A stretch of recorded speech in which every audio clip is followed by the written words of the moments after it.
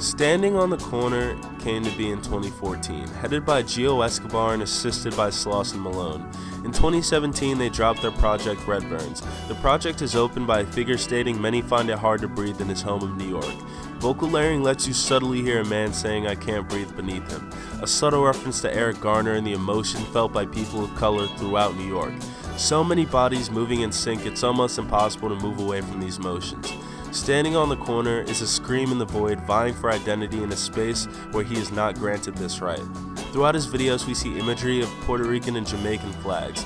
These flags represent their nations and act as an outlet for identifying yourself in New York and America as a whole. People of color are all subjected to a synonymous identity. Standing wants to break this idea. He does so by branching out completely. Being born in America gives people of color a set block of predispositions that they're expected to have. Throughout Standing on the Corner's visuals, we see multiple references to the Twin Towers. In the BNS video, we see 3D models of them contorting and a little toy souvenir of them on top of a stack of books. Standing and many other youth in NY witnessed the horrifying events of 9/11, a day that will forever change race relations inside and outside this country. Events like these put an image in people's heads of what people who look a certain way should actually be. By contorting these towers, he's contorting that vision. Identity is born from shattering preconceived notions.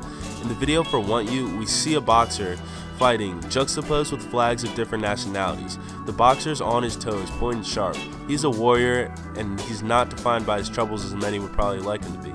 In this video, we also see a nod to Pulp Fiction when Standing pulls a mic out of his car's middle compartment. The compartment glows gold, and he pulls out this mic. I believe there's significance to this. Standing's mic gives him an opportunity to voice his problems and share his identity. It's his most valuable tool in such an oppressive time. The download for Redburns, his acclaimed project, came in with a bunch of JPEGs. They're images that might be confusing to the casual listener. They're images of caricatures of people of color. In his videos, we often see similar images. In one shot, we can see an image be placed on the head of a man, covering his face. He's a man just like you and I, but his true face is hidden by the way he's instantly perceived by others. The face is a hairy, beast-looking creature, almost a monkey, and he's being placed on over the head of a person of color. More images similar to the ones that came with the project can be found on Standing's site that follow the same themes.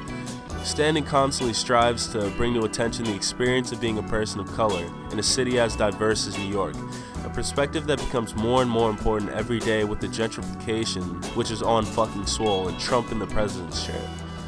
Redburns is also kicked off by a figure stating this tape comes a set time after the death of Jesus, but he is not made by Jesus because he is man-made.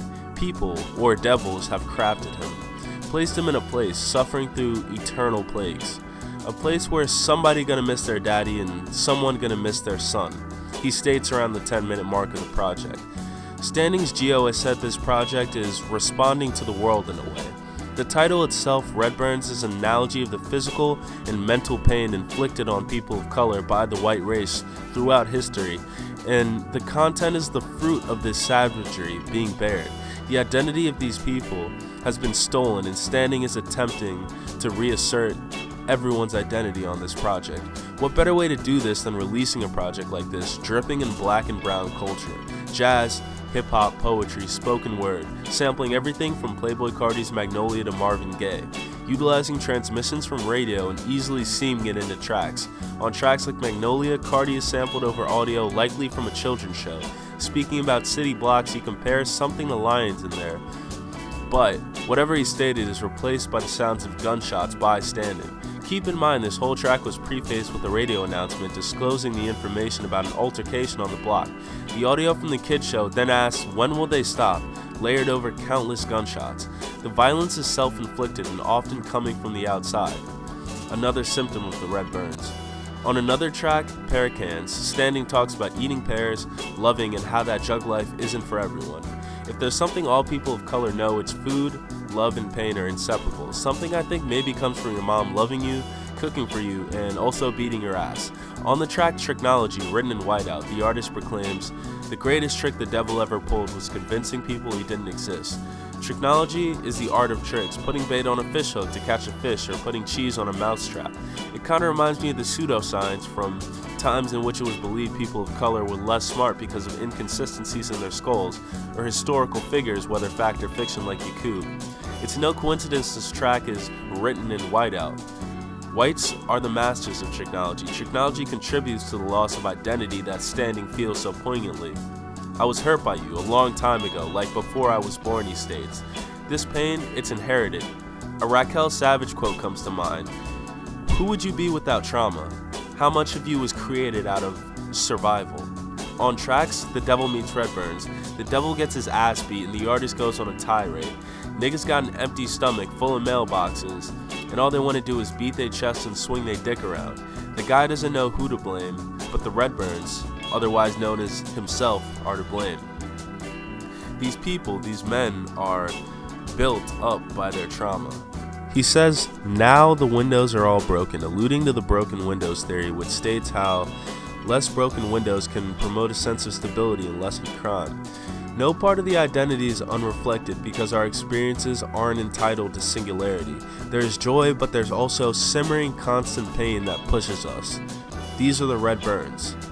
But in the end, does it matter how the devil perceives us as much as how we perceive each other? That's the real question. Hey guys, thanks for checking out this video, and if you fuck with it, make sure you like and subscribe. I've included the links to all of Standing on the Corner's music and my socials in the description. Thank you, and stay wavy.